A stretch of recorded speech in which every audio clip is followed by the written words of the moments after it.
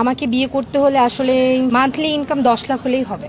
অবশ্যই না, 10-20 হাজার টাকার ছেলেকে তো আমি বিয়ে করব না, কারণ আমার মেকআপের দামই তো প্রায় 1 থেকে 2 লাখ টাকা। তো আমি কেন ওকে বিয়ে করব? আমি তো পরকীয়া করতে পারবো না। যে মেকআপ প্রোডাক্ট যেগুলো এত বেশি দাম বেড়ে গেছে, যে এগুলো আসলে কিনতেই তো 4-5 লাখ এমনিই চলে যাবে। টাকা না হলে তো আমি মেকআপ এবং চলাফেরা সব কিছু তো ঠিকঠাক করতে পারবো না। বাইরে থেকে, নিউ ইয়র্ক থেকে নিয়ে আসি আমার মেকআপ প্রোডাক্ট সব কিছু।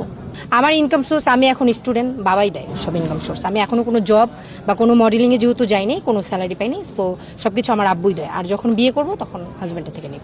আমি প্রপারলি সিঙ্গেল, আমি স্টুডেন্ট, আমি পড়াশোনা করতেছি, আমি নতুন। আমি দেখতে সুন্দরী এবং খুবই ভদ্র, খুবই ইনোসেন্ট এবং শিক্ষাগত যোগ্যতাও আছে, তাহলে কেন হবে না? হ্যাঁ, আমার কাছে অফার আসছে বিয়ের জন্য।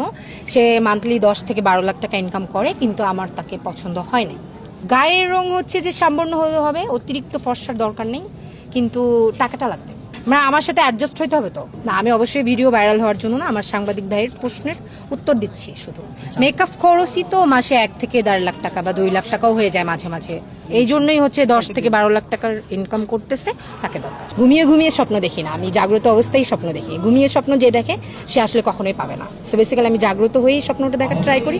হ্যাঁ, সাকিব স্যারকে নিয়ে আমি স্বপ্ন দেখি আমি তার সাথে কাজ করব, তার নেক্সট হিরোইন হব এবং তার সাথে কাজ করব এবং ভালো ভালো কিছু কাজ করব, যেটা আসলে দর্শকদের প্রিয় মানে হতে পারে, এরকম কিছু। মানে স্ক্যান্ডাল কোনো কিছু হইতে চাই না, আমি সরি। এটা সাকিব স্যারের যে মানে আমি বউ হব এরকম স্বপ্ন আমি দেখিনি, কারণ এটা পুরোটাই এক্সট্রা ব্যক্তিগত একটা বিষয়। সাকিব স্যারের জন্য আমার যে যে যোগ্যতাগুলো দরকার, যেটা যেটা আমার করার প্রয়োজন আছে, আমি সবই করতে পারবো। ইভেন আমি এখন নাচ পারি, আমি টুকটাক গানও পারি, আমি অ্যাক্টিংও পারি। সো আমাকে যদি চান্স দেওয়া হয় আমি অবশ্যই সেটাতে মানে অ্যাকসেপ্ট করবো এবং যাব।